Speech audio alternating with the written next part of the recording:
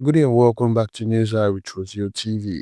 Down to the headlines. President Donald Trump recently created a task force against anti-Christian bias, sightings of worship in the White House and its environment. Donald Trump's meeting with Zelensky, which ended abruptly due to heated arguments. Now to the news in full. Donald Trump recently created a task force against anti-Christian bias in a decisive move to address concerns over religious discrimination.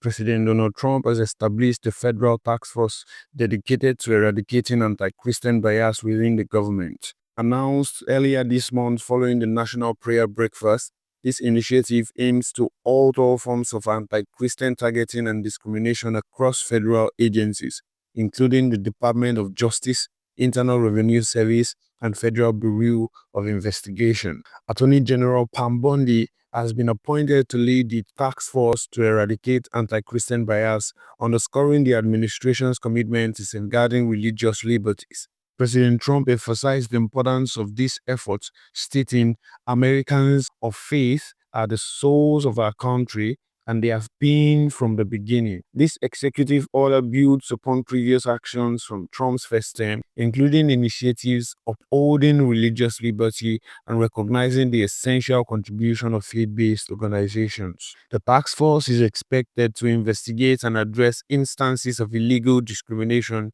harassment, and persecution against Christians, ensuring that religious freedoms are protected across all federal operations. The mission of this task force will be to immediately halt all forms of anti-Christian targeting and discrimination within the federal government, including at the DOJ, which was absolutely terrible, the IRS, the FBI, terrible, and other agencies.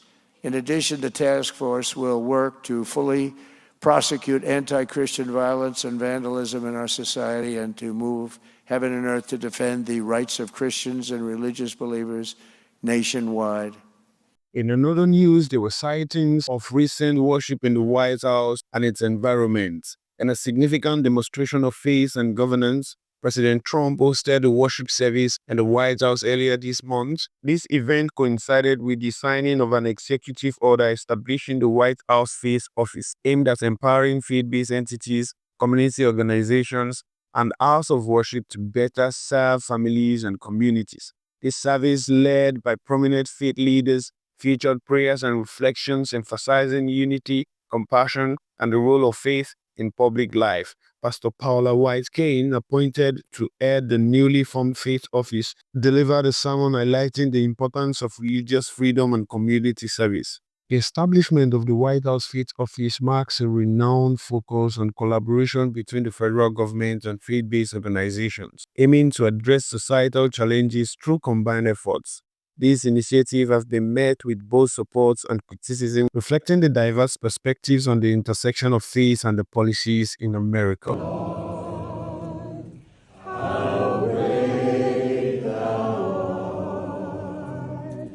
Then sings my soul, my Savior God, to thee. How great thou art, how great thou art. Amen. Finally, Trump and Zelensky's recent meetings and its details. On February 28, 2025, President Donald Trump and Ukrainian President Volodymyr Zelensky met in the Oval Office for highly anticipated discussion. The meeting, initially expected to solidify a mining agreement, quickly developed into a heated confrontation. President Trump accused Zelensky of escalating global tensions by resisting peace negotiations with Russia, stating that Ukraine was gambling with World War III. Vice President J.D. Vance also criticized Zelensky, leading to an abrupt cancellation of the planned press conference. The fallout from this encounter has drawn sharp reactions from both Republican and Democratic lawmakers, with concerns about the future of U.S.-Ukraine relations and potential shift in geopolitical alliances.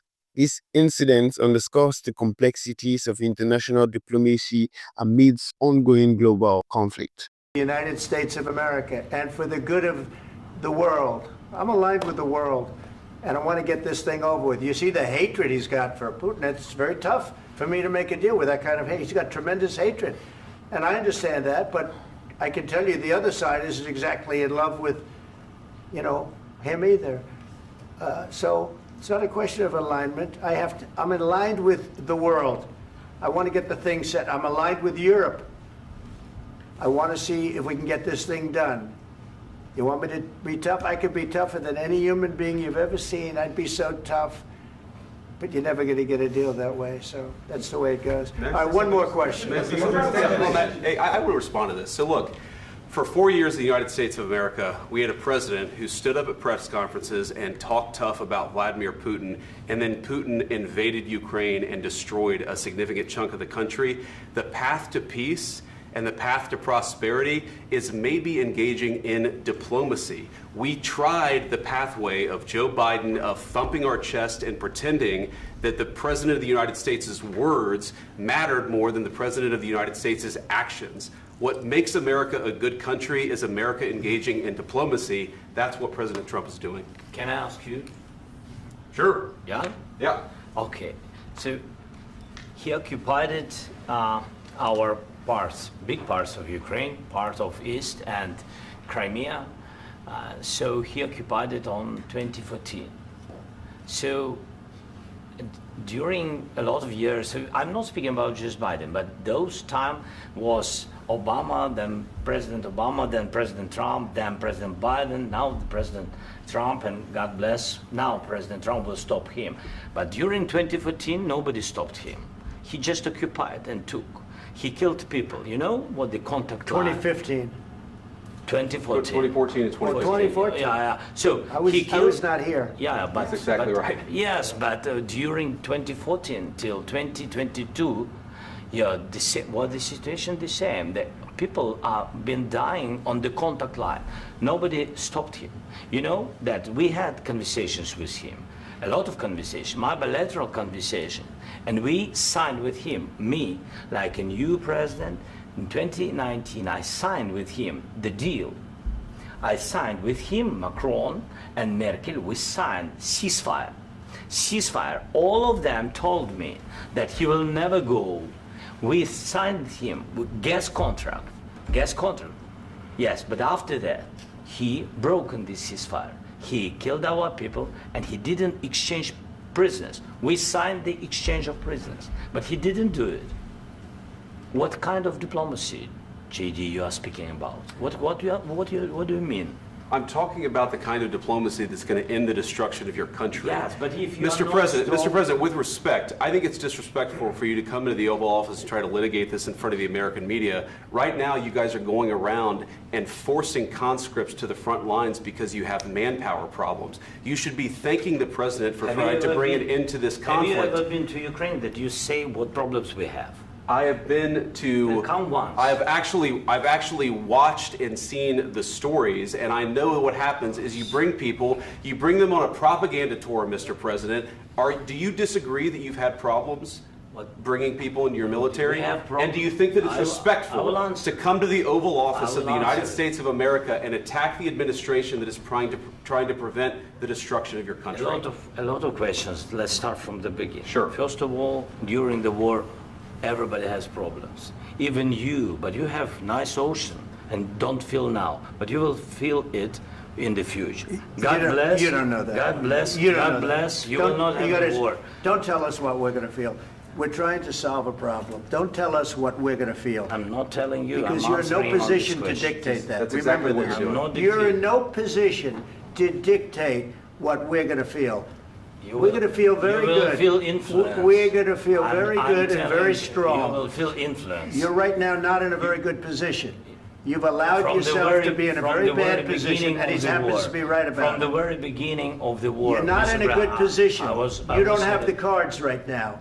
With us, you start having not playing cards. cards. Right now, you don't. I'm very You're playing serious, cards. Mr. President. You're I'm playing very cards. serious. You're gambling I'm with the president lives in of war. millions of people. You think- You're gambling with World War III. what you're You're speaking gambling about? with What you're World speaking War about? III.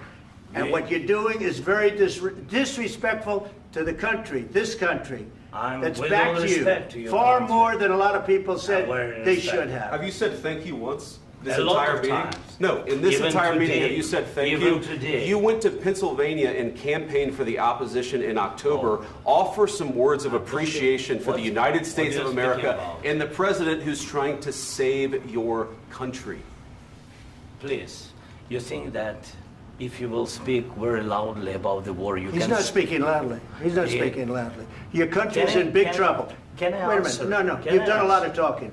Your country is in big trouble. I know. You're not I winning. know. You're not winning this.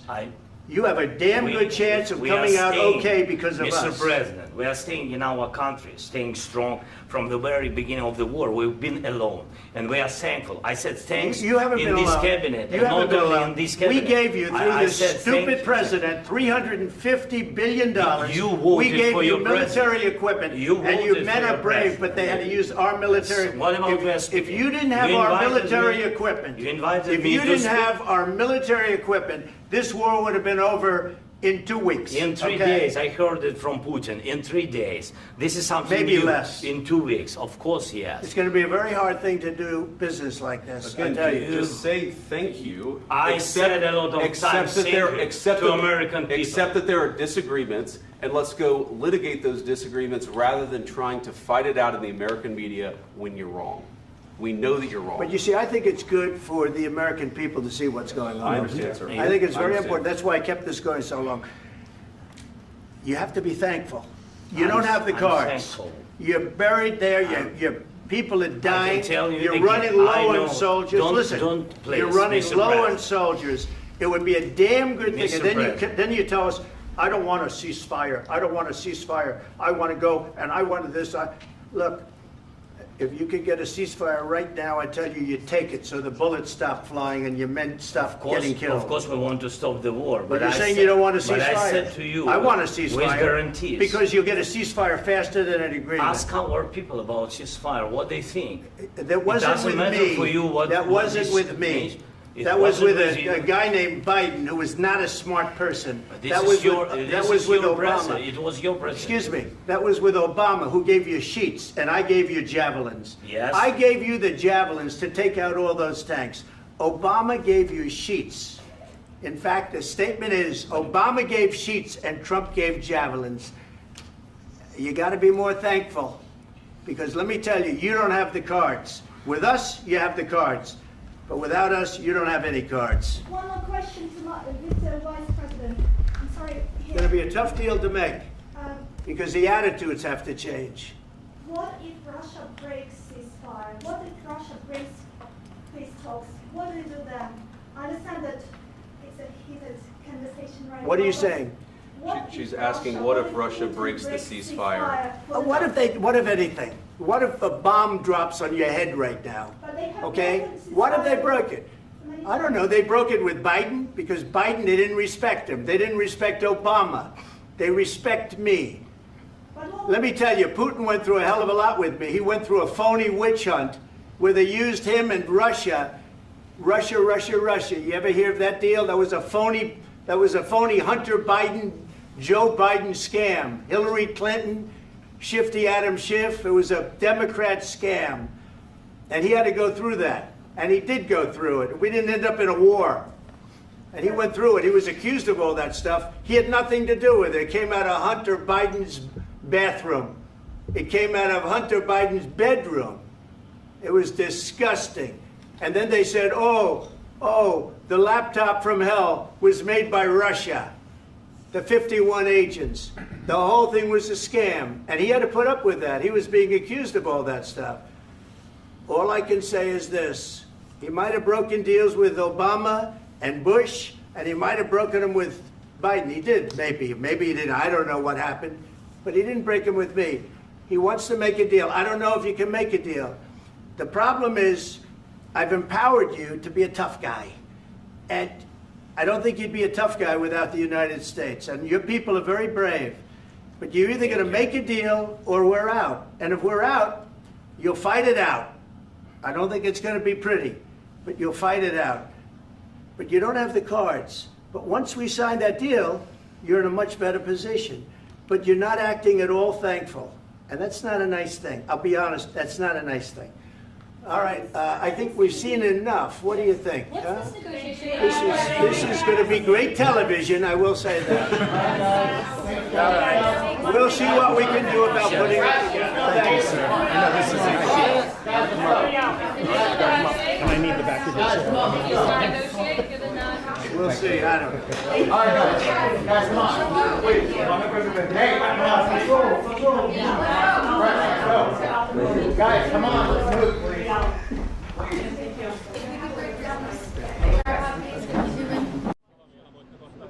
Mr. President, is there no deal? Mr. President, can you tell us what happened? Is the deal off? President Zelensky, can you tell us what happened? Many thanks for listening. This is News Hour with Review TV. Thanks and bye.